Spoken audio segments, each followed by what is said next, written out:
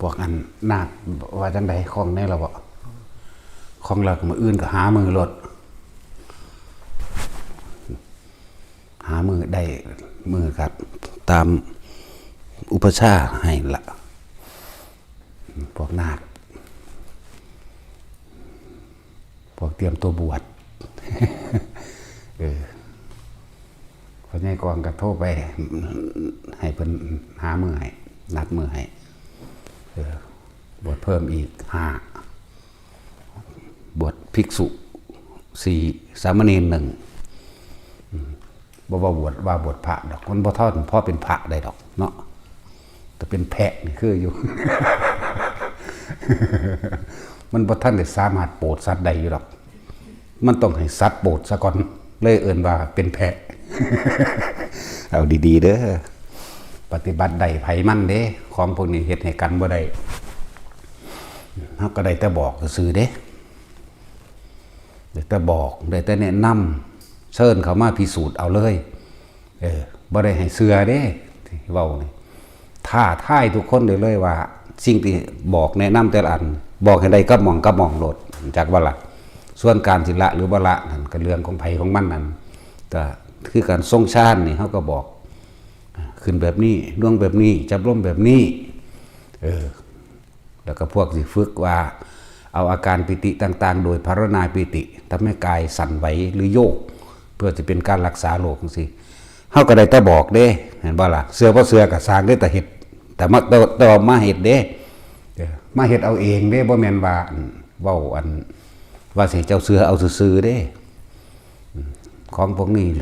จับต้องรู้สึกได้ทุกอย่างที่แนะนำให้แต่ละคนมาโอ้ยส่วนใหญ่คนดีๆนะสร้างหีแหมนะ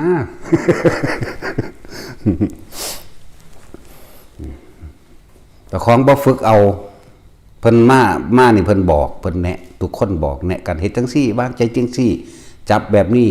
คืบแบบนี้แต่มันคืบก็ดีบ่ล่ะการเฮ็ดกระดาษออกจากผ้าก็เหมือนกัน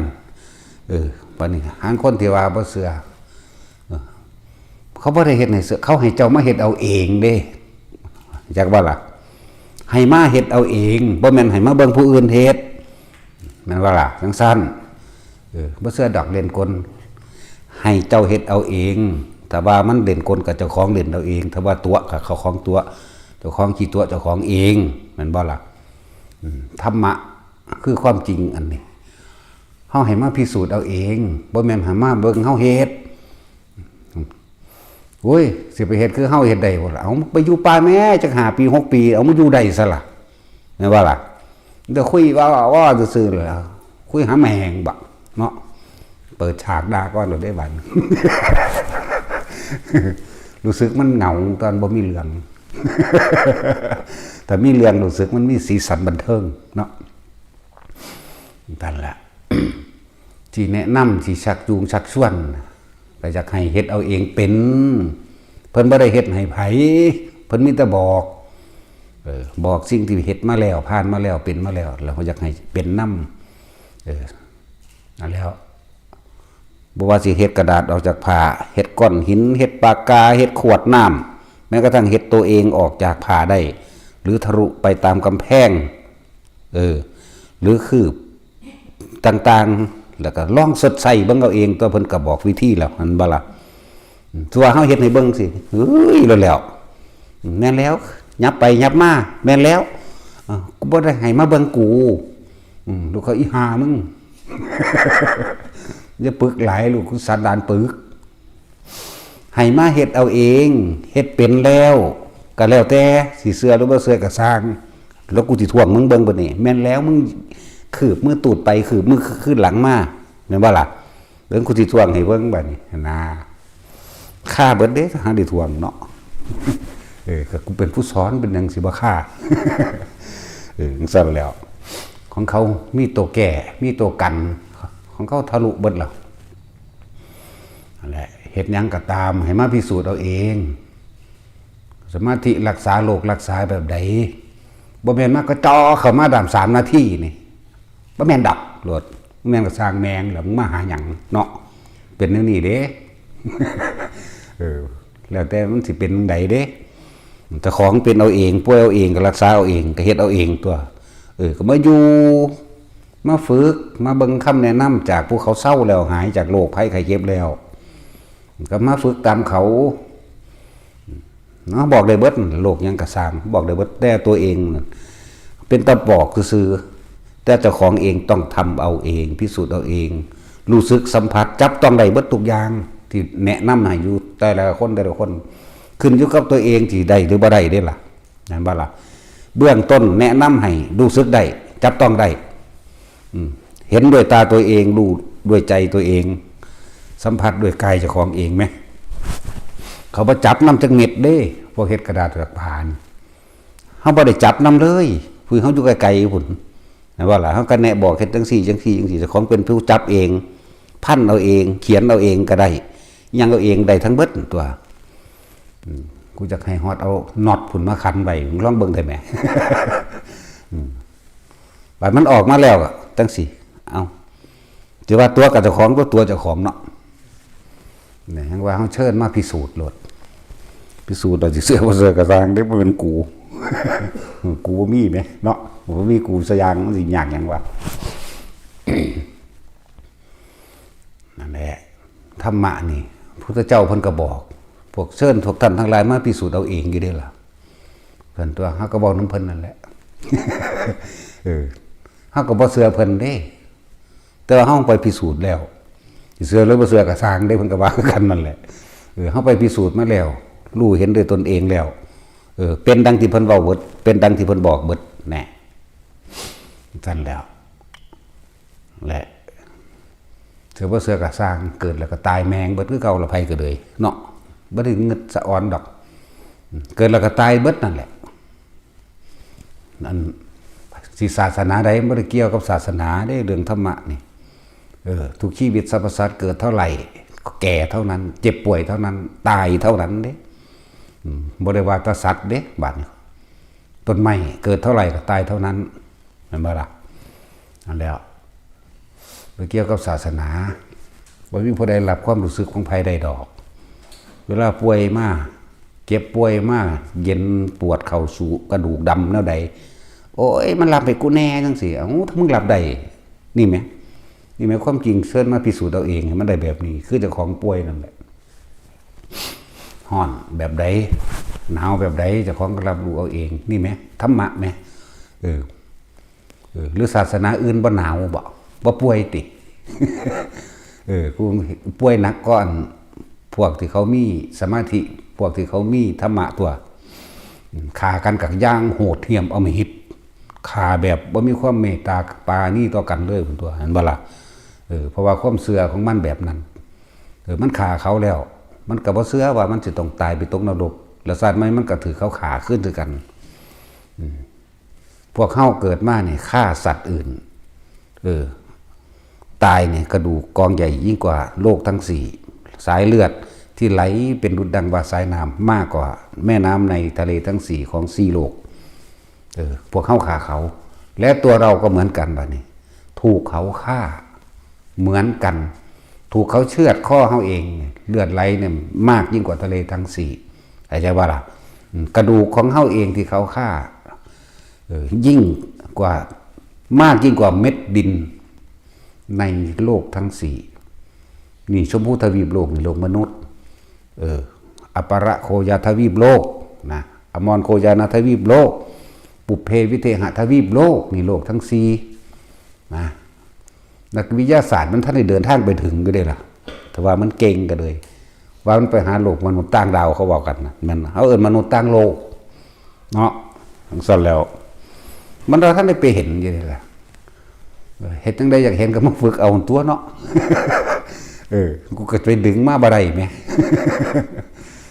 วาดรูปให้เบิ่งก็วาดได้ยุ่นแล้วทั้งวาดบ่งาม นั่นแหละในวิทยาศาสตร์เขาก็ยังบ่ไปท่านได้ถึงอยู่วิทยาศาสตร์เราน้ำหลังพระพุทธเจ้าเบิดนั่นแหละเจ้าสินิวตันอิเล็กตันจะยังก็แล้วแต่เถอะพระเจ้าแยกธาตุออกมาบักหลายพุ่นแต่ว่าเพิ่นว่ามันหลายเกินไปเลยว่าอยู่ธาตุทั้ง4ดินน้ำลมไฟแน่ซ้ำนี่นึงได้ล่ะ ไฟฟ้าไฟเฟอร์อย่างเพิ่นบอกมาก่อนเบิดนั่นแหละ ว่ามีฮอดวิธีหลักไฟใส่โดยบ่ได้ต่อสายก็ยังมีเด้เฮาก็เฮ็ดเป็นเว้ยทดลองเบิ่งเอาได้อีหลีตัวนี้วายบ่ได้เผยแพร่บ่ได้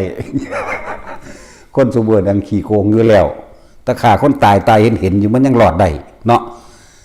แต่ก็ช่างเถอะอย่าไปเงิดไม่อาจสามารถรอดกฎแห่งกรรมไปได้บ่รอดอย่างใดก็บ่รอดทั้งเก่งบ่โลดเสือบ่เสือกะสร้างมึงก็ตายไปคือเก่านั่นแหละเนาะนั่นล่ะจังว่าคนแม่นสิรวยปานใดก็สร้างได้ถ้าบ่ฮู้จักคำว่าพ่อนี่ทุกข์คือเก่าคำว่าทุกข์กับจนคำว่าทุกข์กับรวยมันคนละอย่างกันเด้อแยกให้มันเป็นเด้อคำว่าทุกข์นี่พี่ความเร่าร้อนกระวนกระวายภายในจิตใจรวยปานใดก็สร้างบ่พอกังวลย่านเขามาปล้นสมบัติตนเองย่านเขาโกงกิจการย่านผู้นั้นผู้นี้บ่มีบ่อยู่ในอำนาจบ่มีนั่นสารพัดนั่นบ่นั่นแหละทุกข์ทุกข์ความอยากได้ดังใจทุกข์เพราะว่าบ่ได้ดังใจอีกทุกข์เพราะว่าพลาดพลาดอีกเอาแม่บ่ได้เกี่ยวกับจนครับเกี่ยวกับรวยได้คำว่าทุกข์นี่เห็นบ่ล่ะสาเหตุทุกข์ก็เสมอกันได้บัดนี้ความอยากแบบได้กระสร้างทุกข์เบิดอยากหยังก็ตามทุกข์คือเก่าคือเฮาอยากพ้นทุกข์เฮาก็ทุกข์เพราะว่าเฮาปฏิบัติเพื่อให้ตัวของเห็นทุกข์เข้าใจบ่นี่อยากพ้นทุกข์นี่ก็ทุกข์เฮาจำเป็นต้องปฏิบัติเพื่อให้เข้าถึงทุกข์แล้วก็กำหนดรู้ทุกข์ลุกทุกข์เราควรกำหนดรู้ร่างกายทุกข์แบบใดนะว่าล่ะทุกข์เพราะว่ามันบ่อยู่ในอำนาจแห่งความอยากได้ดังใจของเฮามึงจะเฒ่าก็เฒ่าคือเขานี่ธรรมะเห็นบ่นี่มันเกี่ยวกับศาสนาบ่ละบาดนี่มึงจะป่วยมันก็ป่วยมึงจะหนาวมันก็หนาวมึงจะร้อนมึงจะหิวมันก็หิวก็ร้อนคือเขาสุดท้ายแล้วมึงจะตายเด้อมึงจะตายเด้อก็ตายคือเก่านี่มันเกี่ยวกับศาสนาใดธรรมะก็คือความจริงของทุกชีวิตสรรพสัตว์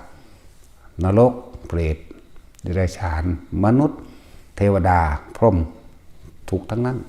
ขึ้นชื่อว่าเกิดก็ขึ้นชื่อว่าตายการเกิดเป็นการเริ่มตายเข้าใจว่าล่ะเป็นทั้งสั้นทุกข์คือเก่าเทวดาก็มีอาหารทั้งเทวดาถึงเวลาก็ต้องกินอาหารทิพย์เขาตัวนั่นแหละมนุษย์ก็มีอาหารของมนุษย์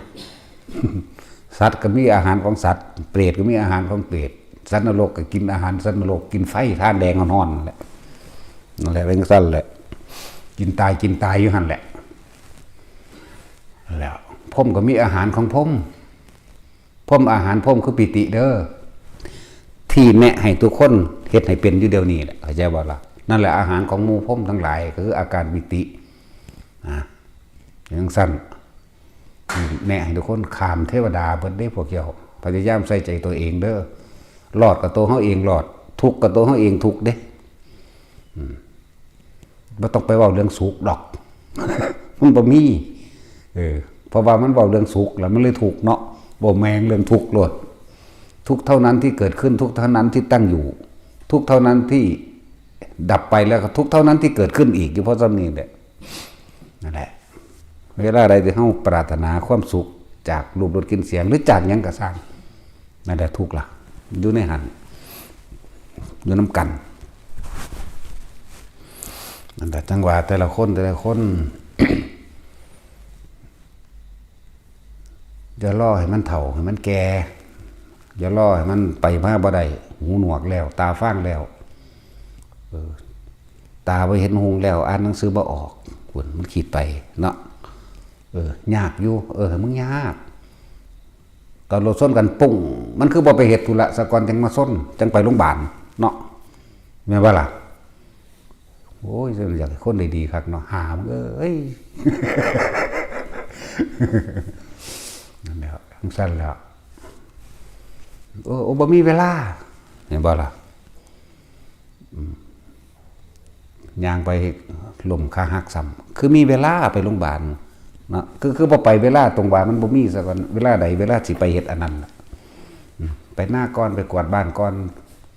เห็นไหมเนาะไปหาผู้นั้นผู้นี้ก่อนมันขาหักแต่มันคือมีเวลาไปโรงพยาบาลวะเนาะ โดยมันก็สิว่าจัดสรรปานนั้นบ่เป็นถาดมันคักหลาย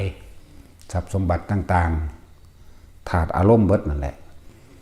ให้มันได้เห็นความจริงแม่ความจริงเกิดแล้วต้องแก้ต้องเก็บต้องตายนี่แม่เอาผู้ใดสิหนีไปไสวะเนาะเขาสร้างยานอวกาศเป็นดวงจันทร์ไปดาวอังคารก็ไปเถอะแม่มึงสิหนีตายได้อยู่บ่ตายเร็วกว่าเก่าอีกนี่แหละคือว่าให้ทุกคนยอมรับสภาพความจริงสิ่งที่เฮาหนีบ่พ้นตายต้องยอมรับมันเด้แล้วความทุกข์ต่างๆที่มันเกิดขึ้นทั้งถมมาตลอดคือหยังเอาเป็นเหตุความอยากเด้ความอยากของเจ้าของเองดิ้นรนขนควายแม้นได้ทำงานสมหวังตั้งไว้แล้วก็เข้าใจว่าเป็นสุขคนท่านในแมนเด่นทุกข์คือเก่าดิ้นรนขนควายไปนั่งหันทำการทำงานมากกับทะเลาะเบาแบ่งกันกับหมู่พวกเพื่อนร่วมงานอีกเอาชนะทางกันทางความคิดเห็นต่างๆนานาสารพัดคัดง่างหลักการต่างๆที่ได้ยินได้ฟังได้รู้ได้เห็นมาสู่กันอารมณ์ก็พุ่งออกตามความพอใจในรูปรสกลิ่นเสียงแห่งตนอัตตาตัวตนคือความรู้สึกเดี๋ยวก็เกลียดมั่งเดี๋ยวก็โกรธมั่งเดี๋ยวก็พอใจมั่งบ่พอใจมั่งนั่นแหละมันเกิดตรงสั้นแหละทิฏฐุปาทานเสรพัตตุปาทานกัมมุปาทานอัตตาวัตถุปาทานเนี่ยนั่นแหละตัวตนของคนเฮาก็อยู่หั่นอยู่ในนี่แหละเวลาเฮาคุยกันเฮาจะเอาความเห็นความคิดเห็นเอาทิฏฐิของเจ้าของขึ้นมาคือเอาความเห็นนั่นแหละแสดงความคิดเห็นขึ้นมาอ้างกันสู่กันเพื่อจะชนะกันเนาะทั้งสั้นตัวจากสิ่งที่ได้ยินได้ฟังได้บัดนี้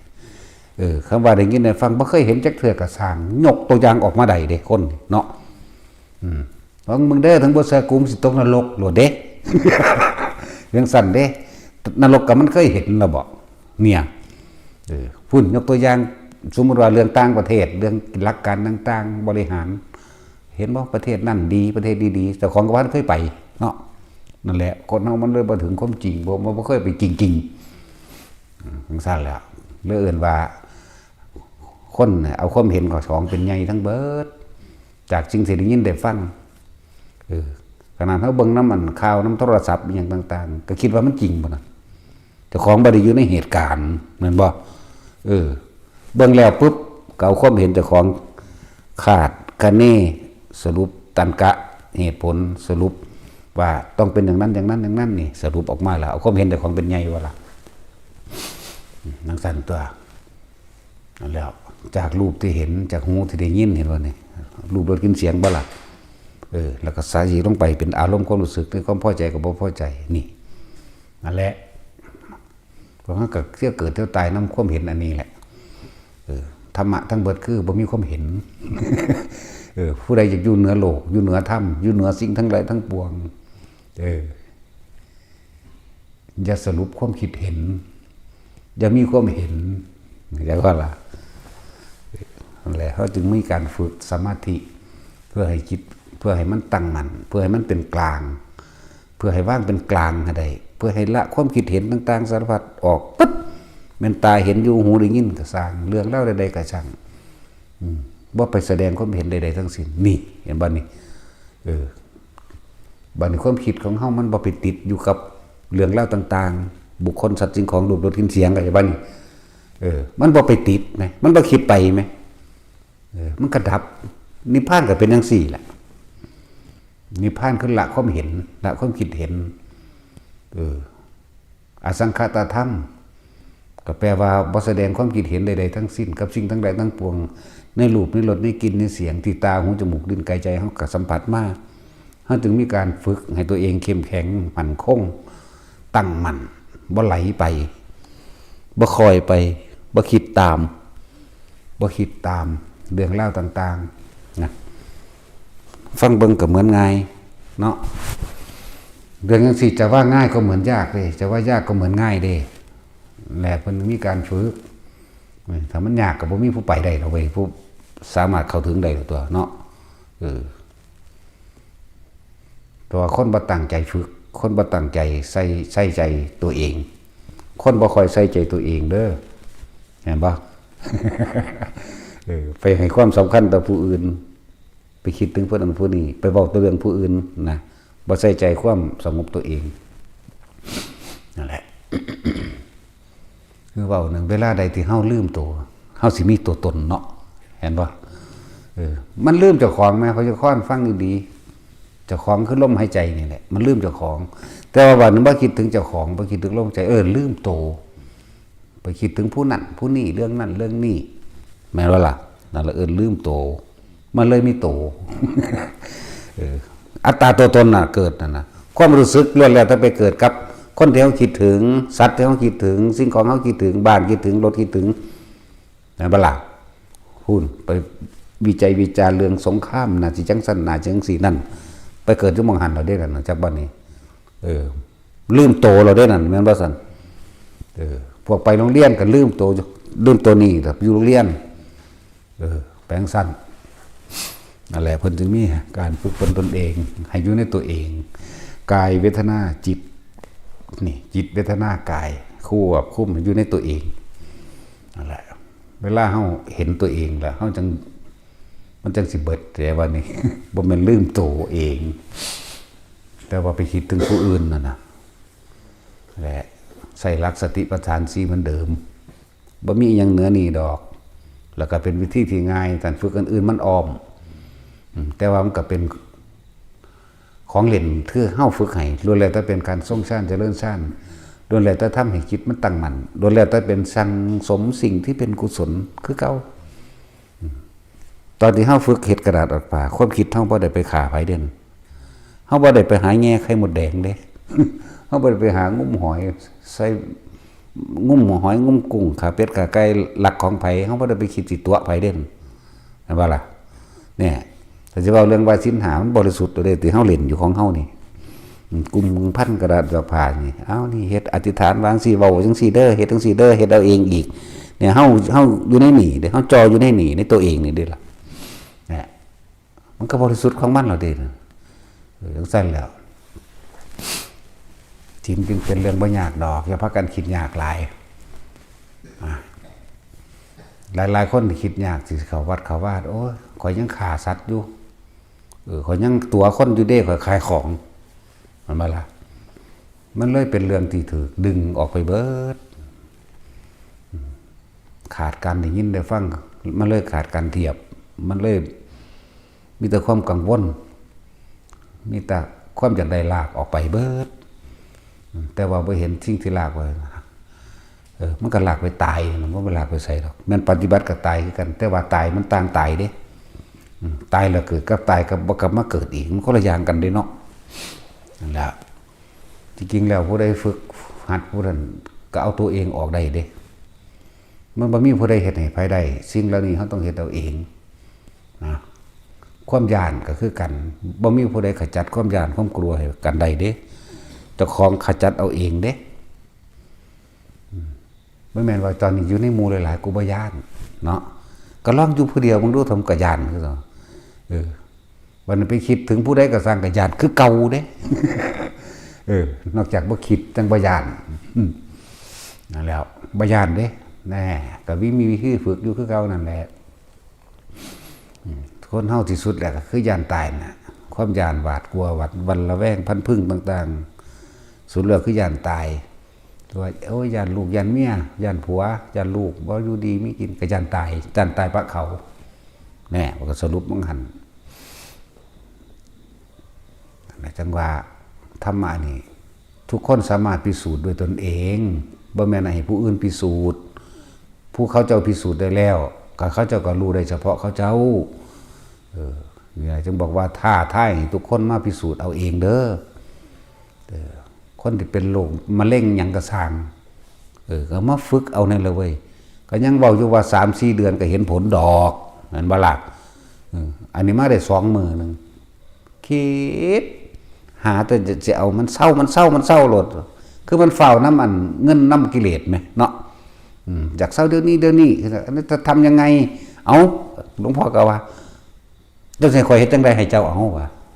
ต้องทำเอาเองนั่นบ่แม่นแน่ก็ยังบอกความจริงอยู่ธรรมะก็บอกความจริงมันเฮ็ดให้กันบ่ได้เด้อก็ยังบอกอยู่เนาะก็สั่นก็กินข้าวอิ่มท่านกันได้ทันทั่ว หายใจได้แทนกันทันตัวฮ้อนได้แทนกันหนาวได้แทนกันทันตัวแม่นบ่ล่ะตายได้แทนกันทันตัวนี่คือธรรมะแม่บ่มีหยังเฮ็ดแทนกันได้นั่นแล้วไม่ใช่แฟนทำแทนไม่ได้บ่ได้คือเก่าเนาะมาฆ่าได้ซ้ำผัวติดนี่เมียติดมื้อนี้ ได้คือเก่าอันเรื่องโลกอันเนาะนี่มันเป็นเรื่องธรรมมันเป็นความจริงจริงๆไหลเข้ามาสู่กึ่นเฮาก็คักเข้าสู่ความรู้สึกเฮาก็คักตัวนี้ทำแทนบ่ได้อันเพ่งยังเขาว่าไม่ใช่แฟนทำแทนบ่ได้ได้มันเป็นจังซี่บ่ได้บ่ฆ่าซ้ำลูกติดถ้าผัวติดกูก็บ่ฆ่าเนาะแท็กซี่หนีอยู่น้ำมึงไม่บริจิตติดน้ำผัวมึงไหมเนาะผู้ชายเป็นแมนบอแท็กซี่นั่นแล้วว่าฆ่าได้กูดินำแมงเบิดเด้แล้วกูมักแต่สินก็เอาคือกันนั่นแล้วว่าต้องทำทาดอกเพราะเอาว่าเจ้านั่นเห็นว่าเอาท่านนั่นแล้วอันเรื่องของโลกก็เป็นแบบนั้นแหละตัวเรื่องของโลกมันก็เป็นแบบนั้นแหละนั่นแหละจังว่าให้ทุกคนมาพิสูจน์เอาเองเด้บ่แม่นมาเบิ่งเฮาแสดงละครแสดงหนังเด้ตัวเจ้าเองต้องเฮ็ดเอาเอง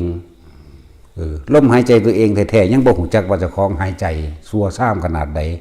ยังสิมาซ่อมผู้อื่นอยู่บ่ตัวเองเป็นหยังคือบ่ซ่อมตัวเองเนาะตั้งแต่เกิดมาฮู้จักบ่ว่าเจ้าของหายใจไผก็ดี จนกว่ามาฟังธรรมมาพระพุทธเจ้านี่ตัวจนเพิ่นบอกว่าอานาปานสติแต่อานาปานสติเป็นภาษาอื่นๆอยู่นั่นว่ารู้ลมหายใจเข้าเด้อนี่เฮ็ดจังซี่เย็นบ่นี่พวกเราเฮาจนเราบอกจังสัตว์จังฮู้จักว่าลมหายใจเนาะขนาดนั้นเด้สูดลมหายใจเข้าเย็นมึงนี่บ่ในพวกจมูกมึงนี่บ่เอาสุดดังหักกันเด้อเพราะนั้นได้บอกเอาขนาดนั้นเด้ก็ยังว่าเพิ่นแต่เป็นผู้บอกเจ้าของก็มาพิสูจน์เอาเองคนฟังอยู่หลายๆนี่เนี่ยทั่วโลกเดี๋ยวนี้แหละเคยคิดพอลมหายใจเจ้าของบ่ต้องยอมรับความจริงเด้ถ้าอยากได้ความจริงยอมรับว่าโอ้มันแม่นของเพิ่นเด้ตะกี้กูบ่จักอีหลีเด้แม่นว่าล่ะโอ้คนเฮานี่ลืมโตโอ้มันแม่นของเพิ่นเด้ตะกี้กูคิดหาแต่ผู้นั้นผู้นี้ผู้นี้ผู้นั้นคิดถึงงัวคิดถึงควายคิดถึงเป็ดเลี้ยงพวกเลี้ยงเป็ดก็คิดถึงเป็ดเห็นบ่พวกเลี้ยงไก่ก็คิดถึงไก่ปรุงแต่งเรื่องไก่พวกเลี้ยงปลาก็คิดถึงปลาพวกเลี้ยงคนก็คิดถึงคนเห็นบ่ล่ะพวกเลี้ยนก็คิดถึงเลี้ยนแน่มันอยู่ในตัวเองบ่ละบาดนี่เทียบเอานั่นเราเว้ยพวกนั้นซื้อขายยาบ้ากินยาบ้าก็คิดถึงยาบ้าแม่นบ่สั่นสั่นแล้วพวกป่วยก็คิดถึงหมอคิดพวกปวดแขวก็คิดถึงไปถอนปวดท้องก็คิดถึงว่าเอายาธาตุบ่น้ำแดงน้ำดำเนาะแน่มันคิดถึงเจ้าของบ่ละบาดนี่นั่นแหละไปหาคิดถึงแต่ผู้นั้นผู้นี้สัตว์นั้นสัตว์นี่กกไม้พวกบ่ท่านมีบ้านก็คิดถึงบ้านอยากได้บ้านเนาะพวกท่านมีรถก็คิดถึงอยากได้รถสิมีหยังวะนั่นแหละเดี๋ยวเขาก็ว่าถ้าบ่ทำมาหากินสิได้กินก็ปฏิบัติธรรมเถอะกูบ่หากินเลยมีแต่คนหายกูกิน เนาะแต่สิมึงว่าเอาเรื่องของโลกก็อีกอย่างนึงหากินไปละพวกเจ้าแม่นคนมีบารมีคือเฮาเว้ยเนาะ เพิ่นว่าอยากให้ศึกออกมาทำมาหากินเองมั่งซั่นเอาโอ้กูหากินมาก่อนมึงอีก จนกูเศร้าหาแล้วมีแต่ผู้หาให้กูกินบัดนี้เนาะหยุดหาจึงเห็นหยุดเป็นจึงรู้ก็จะว่าล่ะบ่อยากได้หังได้บาดนี้แต่ว่าจะเอามันยังแต่บ่เอาออกไปเฮ็ดประโยชน์โลกแม่นบ่ตัวนี้ค่อนแล้วยังหาจนว่าถูกเบิดแล้วเห็นบ่นั้น หาจนว่าบ่มีแนวสิเหลือไว้แล้วเห็นบ่หาไปหามากับบ้านหายหาไปหามากับดินหายหาไปหามากับรถหายมันเป็นไดครับก็คือหาอยู่คือบ่ได้หาเท่าใดหังเสียเนาะแปลกประหลาดบ่ล่ะเฮาเลิกหาแล้วต่างกันเด้ฝึกเอาตัวไปก็ดีพวกเขาเจ้าอยู่ป่าอยู่ดงเขาเจ้าก็ฮู้จักเขาเจ้าเพราะว่าเขาเจ้าเลิกหา ความร่ำความรวยเขาจะเลิกแล้วเพราะเขาจะเห็นทุกข์แต่เหลือตั้งแต่ความที่เกี่ยวพันผูกพันเหลือที่มันของกันอยู่เหลือแต่ตัวใจยังได้บัดเขาเจ้าสรุปได้แล้วก็แล้วต้องเฮ็ดจังไดกูสิสละความคิดตัวนี้ออกได้ตัวเองได้บัดนั่นแหละเขาเจ้าจังบวชนะพระพุทธเจ้าเพิ่นรวยตัวเพิ่นยังถิ่มมาได้แม่เนาะเมียเพิ่นก็งามกว่ามูลที่สุดในโลกจักรวาลตัวเมียน้อยเพิ่นนั่งสนม 74,000 คนพุ่นเด้นั่นบ่ล่ะของเฮานี่หน่อยนึงเด้ล่ะวาง 7-8,000 นึงก็จือว่าเพิ่นทั้งหลายตัวก็ยังถิ่มได้นั่นแหละตัดสินผู้เดียวก็ถิ่มบ่ได้หามนี่ฝานล้นหน้าเนาะสั่นแล้วนั่นแหละเขาเจ้าเห็นความจริงแล้วเขาเจ้าจึงหาวิธีขจัดสิ่งที่เฮ็ดให้เจ้าของเวียนว่ายตายเกิดเฮ็ดให้ของทุกข์เขาเจ้าก็หาวิธีนั่นเองการบวชมันต้องปฏิบัติได้ง่ายมันบ่ได้กังวลกับสิ่งใดอีกแล้ว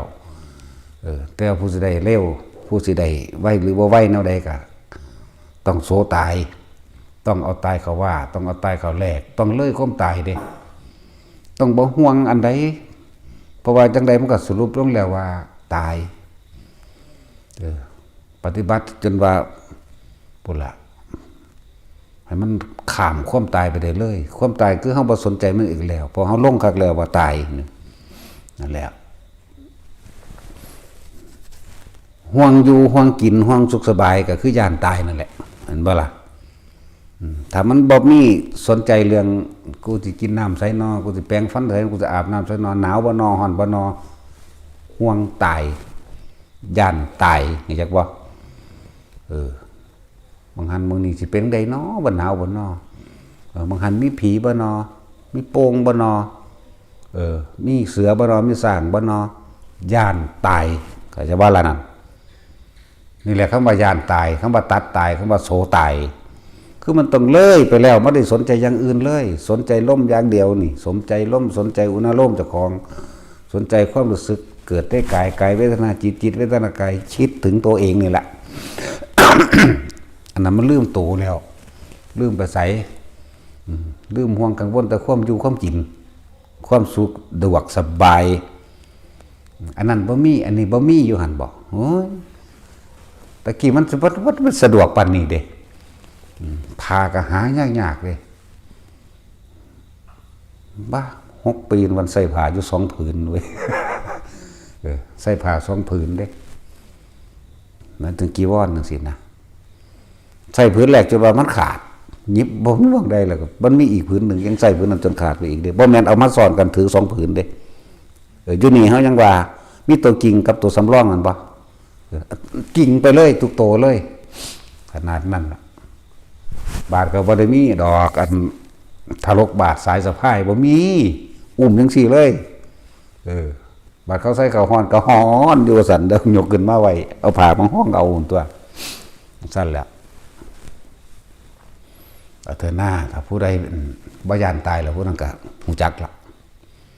บ่ย่านตายคือบ่ห่วงกินบ่ห่วงอยู่บ่ห่วงอาบน้ำแปรงฟันบ่ห่วงร้อนบ่ห่วงหนาวบ่ได้สนใจน้ำร้อนในหนาว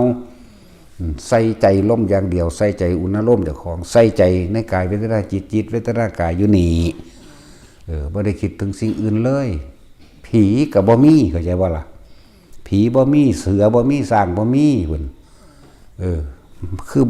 บ่กังวลกับมันตอนเฮาไปจากเพิ่นเฮ็ดสบายคือเฮาอยู่ในวัดนี่เหมือนกับบ่มีหยังเนาะบ่ได้ห่วงสร้างบ่ได้ห่วงเสือบ่ได้ห่วงผีบ่ได้ห่วงร้อนห่วงหนาวบ่ได้ห่วงลมห่วงฝนโอ้หน้าฝนนี่ธรรมดาบ่นั่นแหละจังว่าเป็นหยังคือว่าให้ไปหลังปีใหม่มันจังเบิดฝนแล้วมันจังขาดฝนแล้วเพราะว่าเฮาไปมาก่อนเฮาฮู้จักก่อนแต่เฮาบ่อยากให้ไผลำบากให้รักษาใจตัวเองให้รักษาลมหายใจตัวเองแค่นี้ก็เอาละแต่ว่าก็ให้ไปอยู่จนก็ว่าก่อนที่เข้าพรรษา15 ค่ำเดือน7ก่อนนั้นต้องกลับมาก่อน15 ค่ำเดือน7เพราะมันเริ่มเป็นหน้าฝนแล้วแม่นบ่ล่ะโอ้ยธรรมดานั่งอยู่ด่านลานนมสาว อุ้ยฝนตกฟ้าห้องธรรมดาเปียงป่างเปียงมากๆแต่จังได๋ละบาดนี่แน่ก็ได้ความรู้จากผู้เพิ่นมีประสบการณ์ก่อนนั่นบ่ล่ะรุ่นพี่ฝนตกมาให้มึงเฮ็ดจังซี่จังซี่เด้อเขาก็ถอดผ้าออกนุ่งแต่ผ้าอาบน้ำจักว่าแล้วก็ยัดลงไปในบาตรมันเหลียวตาโมโลอยู่ฟ้าเหลือมพวบเฟียบมาเปี้ยงเปี้ยปะมาโอ้ยจังสิเอาหยังเป็นที่พึ่งตัวเอาจุกลงบาตรเอาฝาบาตรกดลงไปโมบใส่ลมหายใจเบิ่งลมหายใจอย่างเดียวนั่นแล้วฝนเศร้าตกจังไดก็บ่รู้เรื่องพุ่นแมงบ่าย2ล่ะเศร้าล่ะพุ่นเด้มันก็ปึบของมันเอาเองดอกอันนั้นธรรมดาบ่ไปหาลังมองงาใหม่มันหักก็ต้องหอบเจ้าของหนีซะก่อนเด้ หอบของอีลุงตุงนางล่มเป้งปางล่มก็มีเด้ว่าธรรมดาเด้มีเบิดนั่นแหละมืนล่มน้ำมาแหละตกหนีออกให้มันห่างกกไม้นำถ้ามันมีถ้ำมันใครแน่อยู่ได้เนี่ยพอดีอุ่นอยู่ ถ้ามันมีถ้ำบ่ฮะถ้าถ้ำเลิกถ้ำใหญ่ดอกเพราะว่ามันบังฝนใดก็เอาละมามันบ่แม่นถ้ำดอกที่จริงก็เงือบหินมั่งซอกลอกหินมั่งจังสิเป็นมองเขาไปลบไปลี่เพราะว่าให้กายลำบากนะมันต้องประหยัดหยังไปจังซั่นนั่นแหละ ก็เลยว่าให้พวกเฮาก็นิยมเพราะว่าเฮารักษาพุทธปะสูตรกรรมฐานเป็นหลักเงาของศาสนาอยู่แล้วพุทธเจ้าเฮาสั่งสมมาสั่งสมกรรมฐานมาเห็นบ่สั่งสมกันภาวนามาบ่ว่าสิบวชเป็นฤาษีบ่ว่าสิบวชเป็นหยังก็สร้างเนาะแม้กระทั่งเกิดเป็นงูเป็นนาคก็ยังขึ้นมากรรมฐานตัวเองมันทดสอบตัวเองเนาะสั้นๆตัวนี่แหละเรียกว่ากรรมฐานพวกเขาเป็นกุลบุตรที่หลังยัดถิ่มกรรมฐานให้มันมีเลยเว้ยผู้ได้บวชเขามาแล้วคนบ่ได้ให้อยู่วัดซื่อๆดอกโน่นเรือนว่างโน่นป่าโน่นเขาโน่นถ้ำนั่นเงื่อมผานั่นโคนไม้เพิ่นให้เฮาไปอยู่จังซี่เฮาก็เลยต้องรักษารักษากับรักษาเจ้าของมันรักษาอย่างอื่นมันกับเป็นไปโดยพระวินัยไปพร้อมแม่นบ่ล่ะที่เฮารักษาขอวัดปฏิบัติในธุดงควัด13นี่เด้หลักเงาข้อมูลของศาสนาก็อยู่เมืองนี้นึงเด้พอได้มาบวชเฮ็ดกระตุ้ดของขังเอากฐินผ้ากระไผเด้เห็นบ่ล่ะของหลอกลวงนั่นเศร้าเลิกแต่ขนาดหอได้อยู่แท้ๆพุทธเจ้าเพิ่นก็ยังว่าเนาะเห็นบ่พระปิ่นโทนหอเวินๆให้คนเบิ่งเหยียบก้อนหินอันเดียวนึงอ้อมกรุงราชคฤห์อยู่เคลียขี้ดินมันขู่ใส่หัวคนสำตัวเพิ่นก็ยังหายเอาซุมื้อนี้มีต่างๆลิดหลอกลิดล่วงลิดขี้ตัวเนาะประเภทสักลายสันงงๆแงกๆเฮ็ดเอาเบิดนั่นล่ะพระเฮาอยู่นี่ก็มีพวกไปหาหย่ำมาเข้ากัน พวกยังองค์ดำบ่ปูพญานาคจักปูหางยังบ่ดียำหมากยังไดกูมันบ่แม่นคนเชี่ยวหมากเนาะ มันเฮ็ดเอาเว้ย มันตัวจากใดเงินเขามันจังให้เขาศรัทธามันน่ะยำหมากเชื่อว่ามันสิมีน้ำหมากปากแดงออกมาอันปูนกัดปากมันว่าสั่นทั้งผู้ทั้งหยังโอ้ยมันสิขึ้นตาน้ำที่ตาก็แดงๆก่อนมาอะไรเหรอเรื่องระบาด นั่นเด้นั่งอยู่นั่นเด้เลี้ยงใดมึงบัดนี้ปากแหล่เบิดตัวเขาค่าค่าย199 บาทค่าค่ายละกันเท่าใด3,900คุณนี่ต้องจัดแต่งซื้อนั่นซื้อดีมากว่าเลยนั่นแล้วซุมมันต้องตัวเอาเนาะขนาดของจริงเขาเจ้าสามารถเฮ็ดได้แท้ๆพุทธเจ้ายังห้ามบ่ให้เฮ็ดเพราะคนสิบ่ซอยเหลือตัวเองเป็นคนจะไม่พึ่งตนพึ่งความจริงไม่พึ่งตนไม่พึ่งธรรมคนสิบ่อาจสามารถที่พ้นทุกข์ด้วยตนเองคนสิบ่ซอยเหลือตนเองเป็นห้ามเด้ เป็นเหตุเฉพาะการเด้คือพระโมคคัลลาป้องกันชีวิตและทรัพย์สินของเศรษฐีผู้นั้นนี่ต่อไปเพิ่นบ่ให้เฮ็ดเด้เพิ่นเอาเฉพาะครั้งนี้นะเนี่ยสงเคราะห์ซื่อๆเด้ นี่หลายอย่างก็เด้บัดนำออกมาซื่อๆอันแล้วป้องกันพญานาคพยังภาษาคาถะบอกทั้งสี่ป้องกันให้ปีใดก็มาเอื่นตะเพิ่นเราไปใส่เนาะ ทั้งสั่นแล้วป้องกันหลายๆอย่างแต่เพิ่นบ่ให้เฮ็ดซุมื้อนี้มีแต่ตัวแล้วพวกเขาเฮ็ดจังได๋ก็สร้างเถอะเฮาคือว่าการเกิดเป็นทุกข์ทั้งนั้นโลดเนาะเฮ็ดจังได๋กูสิบ่เกิดนี่โลดเน้นย้ำเอาในตนเองโลดบ่ต้องไปคิดหาซึ่งอื่นดอกบ่มีผู้ใดมาละกิเลสตัณหาเฮาได้เด้อยากเฮาก็อยากเอาเองฮ้อนเฮาก็ฮ้อนเอาเองบ่มีผู้ใดมาอยากแทนเฮาได้มีแต่เฮาได้อยากเอาเองเนาะแล้วนี่จังว่าเน้นของต่างๆที่นำมาให้เล่นต่างๆนี่เจ้าของเป็นผู้เฮ็ดเอาเองเป็นเอาเองสัมผัสเอาเองรู้ได้โดยตนเองสิเชื่อไผได้ก็ตัวเองเป็นผู้เฮ็ดเชื่อบ่เชื่อกับตัวเองอันเด้อันบ่เพราะเฮาแนะนำให้นี่คือให้สัมผัสได้รู้สึกได้เลยเฮ็ดเอาเองได้นอกนั้นจะก็ไปต่อยอดเอาเองแต่แขนงเอาเองเนาะบ่แม่นสิตายตัวแค่นี้เฮาเฮ็ดเบื้องต้นให้ได้แล้วก็เฮ็ดไปเฮ็ดไปเรื่อยเฮ็ดไปเรื่อยตัวพิสูจน์สิ่งที่เพิ่นแสดงมาตัวพิสูจน์นี่ก็ตัวเองเห็นเองเด้บ่แม่นมันพิสูจน์เพิ่นจอบเบิ่งเพิ่นเด้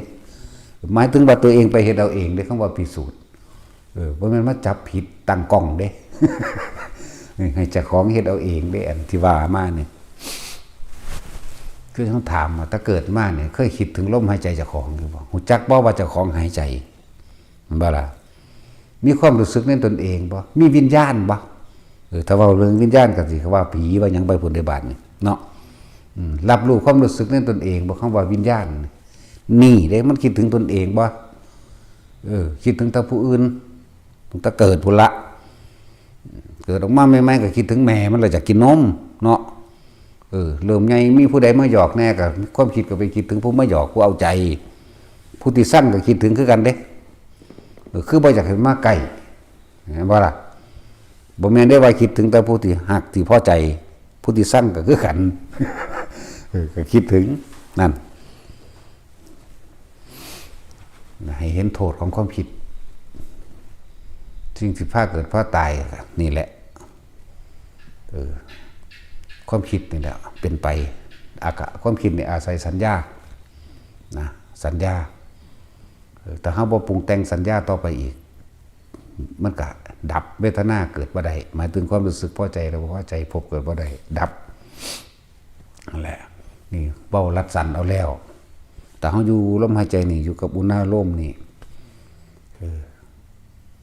มันเรื่องใดสิเกิดขึ้นเฮาบ่คิดปรุงแต่งต่อแต่ว่าเพราะว่าเฮาอยู่นี่มันชินแล้วฮู้จักดอกอันอธิบายไปอธิบายได้หมดนั่นแหละอธิบายสิ่งที่ตัวเองเป็นนี่แหละบัดนี้ตัวเองบ่ทันได้เป็นอย่าเพิ่งว่าเนาะนั่นแหละที่ให้ต่างๆแต่ละคนไปฝึกประหัดความนั้นความนี้ให้เครื่องอยู่แต่อยู่ก็อยู่ในฌานนั่นแหละเห็นบ่ล่ะทุกสิ่งทุกอย่างที่แนะนำให้ล้วนแต่จะเป็นการส่งอารมณ์มันเป็นกุศลสัพพปาปัสสะเพื่อบอกให้ไปคิดถึงแนวอยากปนอยากกี้อยากตีอยากขาสร้างผู้นั้นสร้างผู้นี้บอกให้คิดไปพูนเริ่มนะให้ทุกคนเนี่ยอยู่ในกุศลสร้างกุศลตั้งใจเฮ็ดแต่กุศลอย่างเดียวสมาธิก็แปลว่าตั้งใจนั่นแหละตั้งใจแต่สิสร้างกุศลอย่างเดียวตั้งใจสร้างบุญตั้งใจสร้างกุศลอย่างเดียวนี่ก็เป็นสมาธิแล้วอยากว่าล่ะเป็นจังซั่นมันเป็นสื่อของมันสื่อดอกฌานนั่นฌานนี่หรือฌานสมาธิหรือภาวนาหรือสมถะหรือวิปัสสนาสนาหรืออาศัยกันนี่มันเป็นแค่สื่อมันเด้ความจริงเฮาอยู่กับลมเจ้าของได้บ่เฮาอยู่กับความรู้สึกตัวเองได้บ่เห็นบ่ล่ะแล้วนี่ได้ความจริงมันนั่นเพิ่นเอาสื่อมาเทียบใส่เพื่อเป็นหลักสูตรการแนะแนวทางให้สอนให้นั่นแหละว่าทุกคนมาพิสูจน์เอาเองเด้ออันดับตัวแรกที่มานี่ผู้ใดสิถึงหลวงพ่อได้ที่มาเห็นหลวงพ่อได้อันร่างกายเนี่ยมันบ่กิ่งได้หลวงพ่อว่ามันของกิ่งได้ของปลอมของหลอกลวงเข้าใจว่าล่ะ ถ้าคิดถึงหลวงพ่อจริงๆเคารพจริงๆนั่นให้มาปฏิบัติบูชาแปลว่ายินดีกระทำตามไปกระทำตามที่เพิ่นแนะนั่นแหละจึงจะขึ้นชื่อว่าบูชาบ่แม่นเอาดอกไม้มาให้เอาของหอมมาให้เอาผ้าเอานั่นเอานี่บ่แม่นเอาสิ่งทั้งหลายเหล่านั้นมาให้ถ้าอยู่บูชาโดยใจจริงๆนั่นน่ะต้องปฏิบัติตามบูชาแปลว่ายินดีกระทำตามเมื่อยินดีกระทำตามแล้วผลก็เกิดกับเจ้าของเองเด้บ่ได้เกิดกับเพิ่นดอกบ่ต้องมาเอาใจบ่ต้องมาหาดอกไม้มาไหว้ดอกเนาะหกว่าสันแท็กซี่เดี๋ยวก็ดอกลวงเครื่องเดินทั้งหน้าทั้งหลังยากแต่น้ำดอกไม้เนาะให้มีอยู่จักน้อยยากแต่ของมาถวายเอาใจอย่างกระเพิ่นเนาะบ่ต้องหานั่นนี่มาฝึกเอาเองเฮ็ดเอาเองเป็นเอาเองนั่นแหละจึงขึ้นชื่อว่าบูชาอันสูงสุดคือการปฏิบัติตาม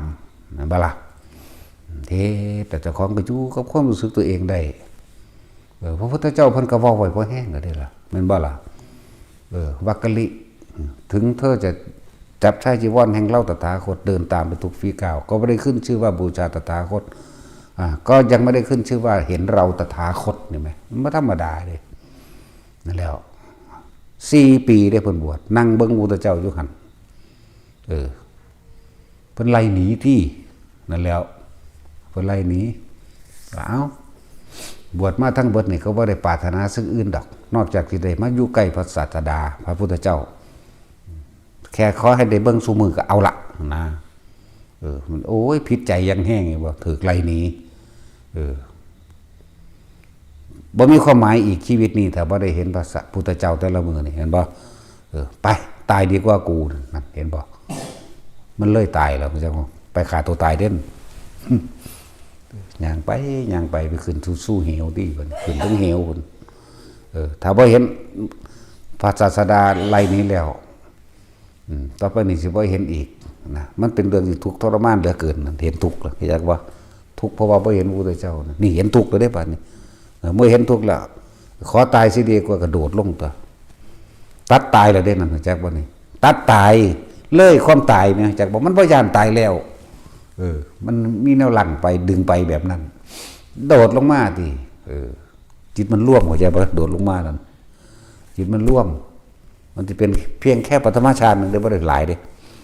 พุทธเจ้าก็เกิดเป็นพุทธนิมิตเกิดขึ้นแสดงธรรมในขณะที่ค่อยๆเลื่อนลงมาก่อนสิถึงพื้นก็บรรลุอรหันต์นะซั่นแล้วก็บ่ตายได้ล่ะ นั่นแหละเข้าใจแล้วบ่คำว่าข้ามความตายมันได้มันต้องบ่ห่วงตายตัวนั้นน่ะเห็นบ่ซั่นบ่ห่วงแล้วคือถือพวกไปถูดงนี่หมุนป่ามันดงนี่เนาะดงต้องดงจริงๆได้บ่ได้ให้ไปหนทางเด้แต่ว่าไปหนทางหรือว่าไปน้ำบ้านน้ำเมืองบอกให้ไปเข้าใจบ่ล่ะบ่เอาแบบนั้นไปหลายๆเฮาก็บ่ให้ไปอีกมันไปหยอกกันซื่อๆเว้ยเนาะ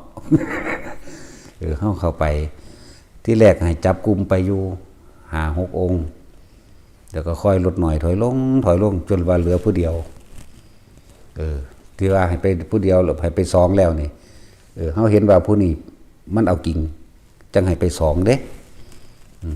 เอาผู้เคยผ่านประสบการณ์ต่างๆนานาแล้วเวลามันเห็นหูเห็นนั่นเห็นนี่เป็นภาพนิมิตอสุภะปรากฏขึ้นผี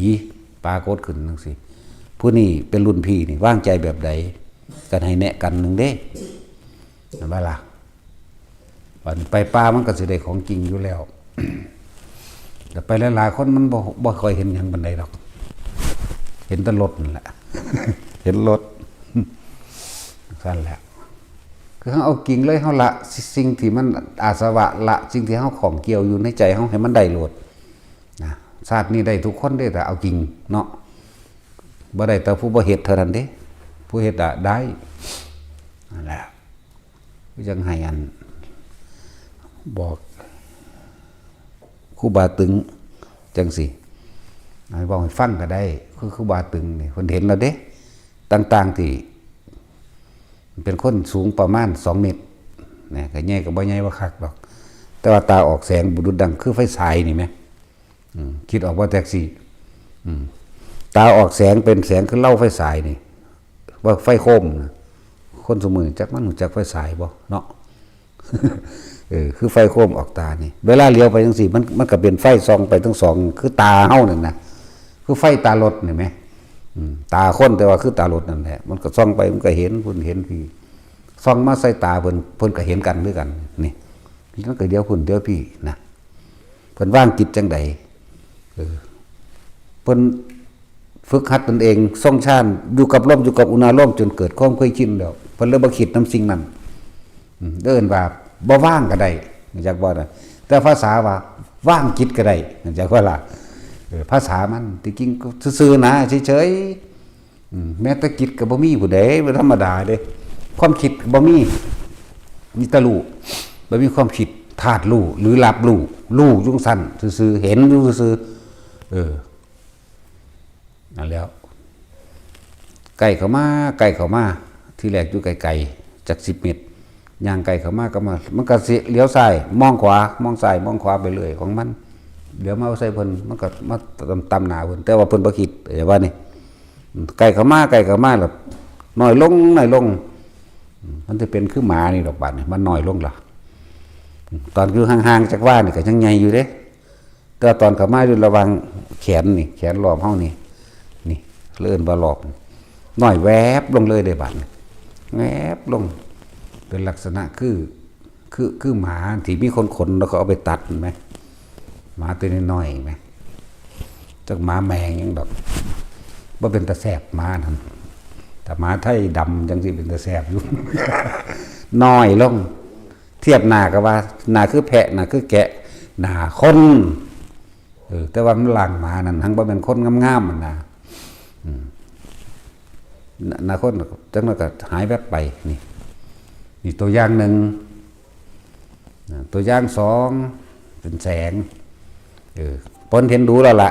เห็นมาตลอดนั่นแหละประมาณทำกำปั่นออก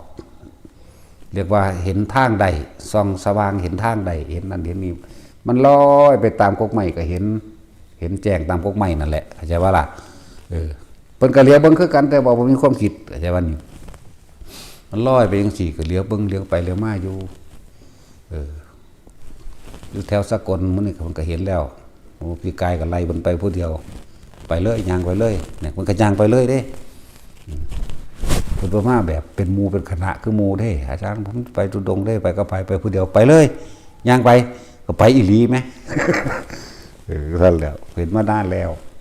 แม้แต่อยู่ภูเขานี่ก็เห็นบัดนี้ใช่ป่ะล่ะนี่อยู่เทิงๆนี่เทิงๆนี่หมาดำใหญ่ก็อยู่เทิงๆนี่คนผู้ใหญ่ก็อยู่เทิงๆนี่แสงอีกแบบนึงก็อยู่เทิงๆนี่แต่ว่าตัวอยู่ผู้พานกับเยอะแยะอยู่ดอกมีตลอดนั่นแหละที่จริงเขาเจ้าสร้างเหตุได้เต็มที่แล้วเหตุคือหยังเหตุคือลมเหตุคืออุณาโลมเขาเจ้าเขาจะบ้าระบาดนี่ลมเนี่ยเขาเจ้าก็ตัดออกได้แล้วมันเป็นของมันแปลเองลมเนี่ยก็ตัดออกได้หมายถึงบ่ต้องคิดถึงเลยอยู่ในอุณาโลมตลอดอยู่ในความรู้สึกบนหัวตลอดจนถึงอยู่ในระหว่างทำกลางอกโล่งๆโป่งๆพุ่นเด้แล้วแต่มันสิแล่นไปแล่นมานี่เขาเจ้าบ่ทิ่มบ่ยึดบ่ทิ่มกายเขาเจ้าว่านี่เขาเจ้าบ่ทิ่มเจ้าของเขาเจ้าอยู่ในกายเวทนาจิตเวทนากายรวมอยู่ในจิตที่เป็นหนึ่งตั้งอยู่สู่จนแบบนี้จนว่ามันบ่มีลมก็บ่มีอุณาโลมก็บ่มีเด้นั่นแหละจังว่าจังเห็นสิ่งเหล่านั้นบัดมันก็ลอยไปลอยมาซ้ำกำปั่นบางอันนั่นเพิ่นเลี้ยวเบิ่งปุ๊บแล่นเข้าเงาไม้ปั๊บโดดแล่นเข้าในเงาไม้โคนไม้นั่นนะ หายมือไม้ก็มาเป็นอีกบางที่ก็เห็นจากไกลๆลอยไปต่ำมั่งสูงมั่งต่ำมั่งสูงมั่งจังซี่บ่คิดจากว่าล่ะไม่คิดนั่นแหละคือเรียกว่าละถ้าคิดว่าคืออะไรเป็นยังไงผิดหรือถูกไรหรือดีผีหรือคนไม่ใช่ละบ่แม่นการละ นั่นมันยังการเป็นการแสดงความเห็นอยู่ให้เลิกคิดนึกแสดงความเห็นใดๆทั้งสิ้นแม้นอีหยังสิปรากฏขึ้นกระสร้างนะบ่ให้มีความเห็นก็เรียกว่าไล่ก็บ่มีดีก็บ่มีผีก็บ่มีคนก็มีไม่ใช่สัตว์ไม่ใช่บุคคลไม่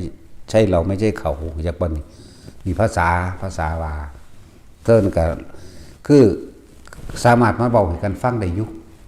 เพิ่นเห็นดูแล้วเด้มันต้นน้อยๆเด้เพียงแต่ว่าบ่ให้เพิ่นเว้าซื่อๆจนกว่าสิมีผู้ใดผู้หนึ่งเอาจริงเอาจังคือบ๊อบบี้ไปนำให้บ๊อบบี้ไปนำมันกำลังศรัทธาแห้งๆนะศรัทธามันกำลังแรงให้มันศรัทธามีกำลังแล้วมันไปบอกให้ย่างไปก็ไปแบบนั้นบ่เปลืองค่ารถบ่คือพวกกรรมฐานคุณนางเนาะไปไสฮะแล้วบอกให้เอารถไปส่งพร้อมหมุยตึงไปอยู่ในค่ารถบางพวกให้รถไปส่งไปหับยุ้ยยังสิไปหาเงินละหามื้อเนาะแต่สิพูดถึงจริงๆแล้วก็ดีก็หลายองค์อยู่ดอกอันที่เห็นแนวมื้อนี้ก็มีอยู่ดอกของแปลกประหลาดต่างๆคือจังมันเป็นสีเขียวอันนั้นถ้าเบิ่นกระตักเบิ่นก็เว้าให้ฟังไปเรื่อยมันแต่ว่าตอนที่เพิ่นเห็นนั่นตอนที่เพิ่นอยู่กับประสบการณ์ที่เพิ่นเฉพาะหน้าของเพิ่นอยู่แล้วเพิ่นบ่มีความคิดเด้เพิ่นมาถามทีหลังว่าอาจารย์คือหยังก็สั่งแมงนะเนาะ นี่ได้คำตอบมึงสิไปคิดให้มันได้หยังเป็นหยังซั่นบ่ถามซื่อๆนี่ถามก็ยังบ่มีอารมณ์เห็นบ่ถามซื่อๆคือหยังก็สั่งแมงนั่นนี่คือคำตอบมันสิได้สองอย่างเด้อย่าไปให้ค่าอย่าไปแสดงความคิดกับสิ่งที่เห็นอันที่สองคือ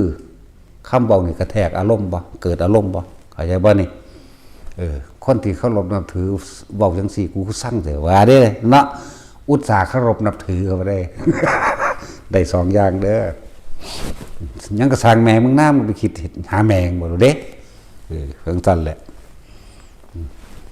ก็บ่เห็นว่าสิแสดงอารมณ์หยังนี่ล่ะซื่อๆอยู่นี่นั่นแหละมันต้องเลิกการคิดปรุงแต่งทั้งเบิดแม้หูหนัง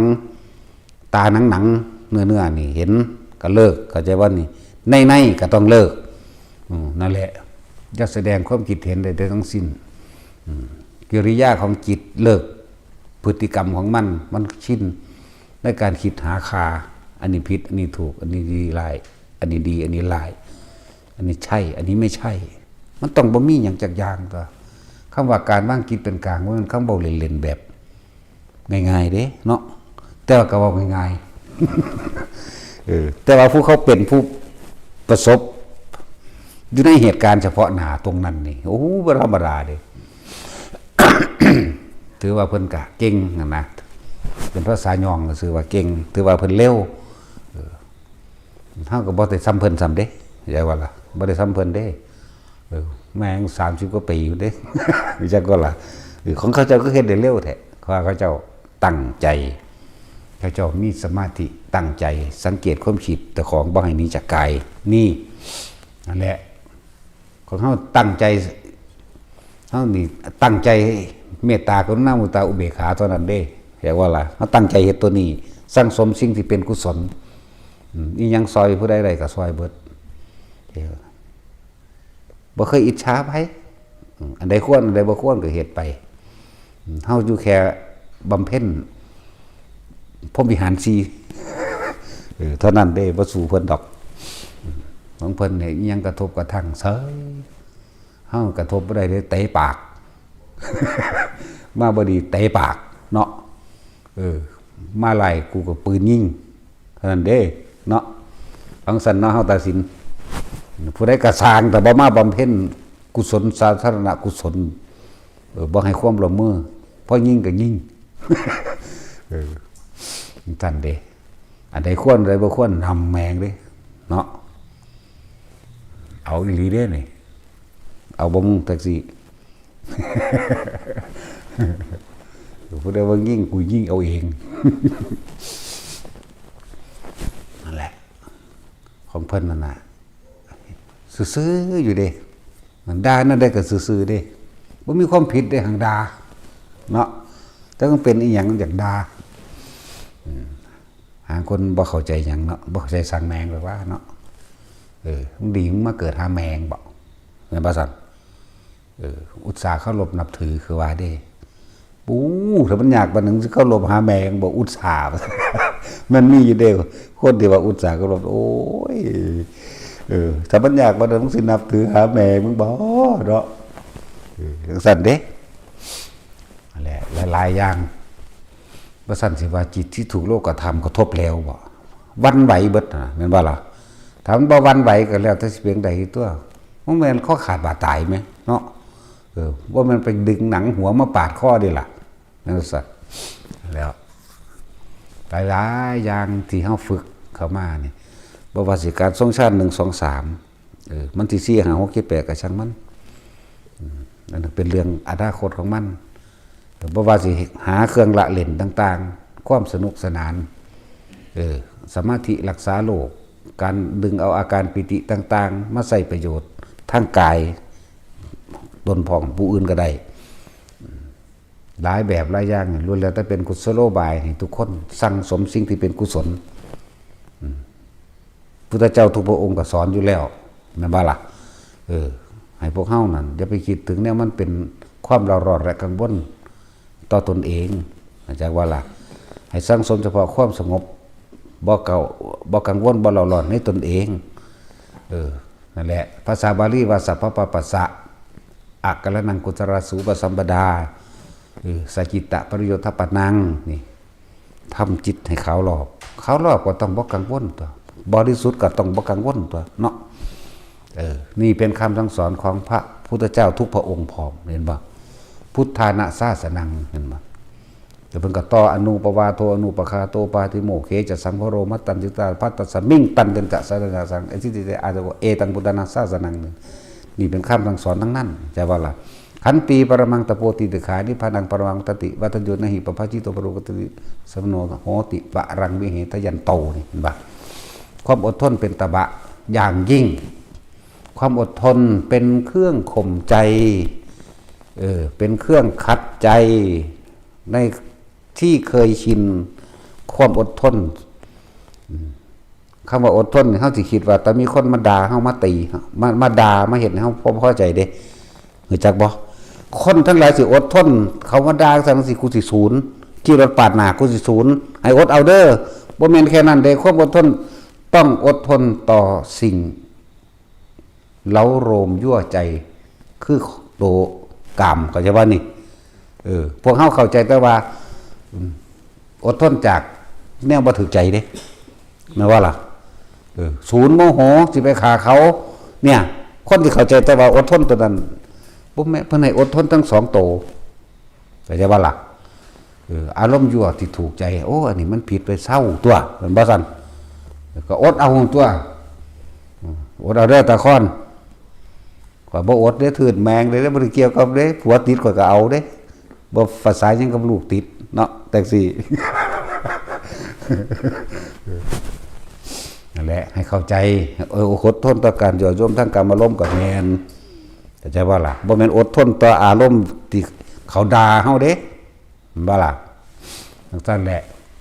เฮาก็บอกแต่ผู้อื่นอดเอาแหละพิสูจน์เอาเองแต่พวกเจ้าอดได้พวกเจ้าก็นั่นเองแต่ว่าข่อยบ่อดเรื่องสั่นตัวเดี๋ยวเขาก็ว่าเดี๋ยวบอกแต่ผู้อื่นห้วยบ่บอกผู้อื่นสิบอกไผกูบอกกูพอแห้งแล้วแม่เนาะนั่นได้แท็กซี่ต้องดักไว้เด้พวกนี้พวกม้าสีแมงนี่เนาะบ่ดักก็ว่าอะไรแต่ดักมันก็ยังเอาอยู่เนาะแต่ว่าบ่เห็นบานมาบวชดอกเนาะไผก็ดีผู้นั้นว่าแหละคือจังเว้าเรื่องขุดดินฟันไม้เป็นอาบัติมึงจะเว้ามึงบ่บวชเนาะมึงเก่งมาบวชมึงสิขุดบ่มึงสิฟันบ่หลายอย่างยังเป็นอาบัติป่าเป็นอาบัติบาก็มี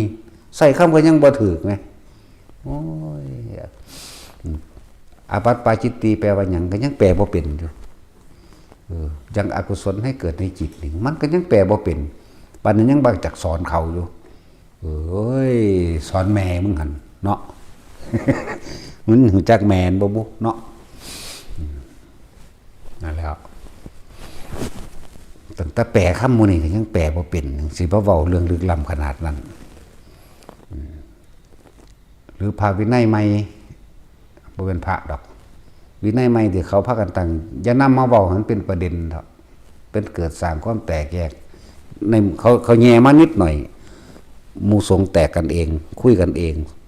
อวดอ้างกันเองนั่นแหละปล่อยทิ่มเด้อเดี๋ยวนำมาเว้าพระมีเมียนี่ให้มีผัวบ่ได้บ่ให้มีแต่เมียแท้ว่าเนาะจังซี่ จะมาเป็นประเด็นธรรมะก็เป็นของเก่าวินัยก็เป็นของเก่าเฮาเฮ็ดนำแท้นี่บ่มีอีหยังสิบังคับเฮาได้ดอกเพราะว่าเฮาเฮ็ดนำพระพุทธเจ้าศาสดาทำลายวินัยนั่นแหละจะเป็นศาสดาแทนเราตถาคตนั่นแหละเฮาก็เดินตามพระตถาคตเจ้าคนนั้นแหละอันผู้อื่นเนี่ยว่าบังคับเฮ็ดแนวใดมึงสิหมื่นพรรษาก็สร้างตีปากก็จะว่าล่ะ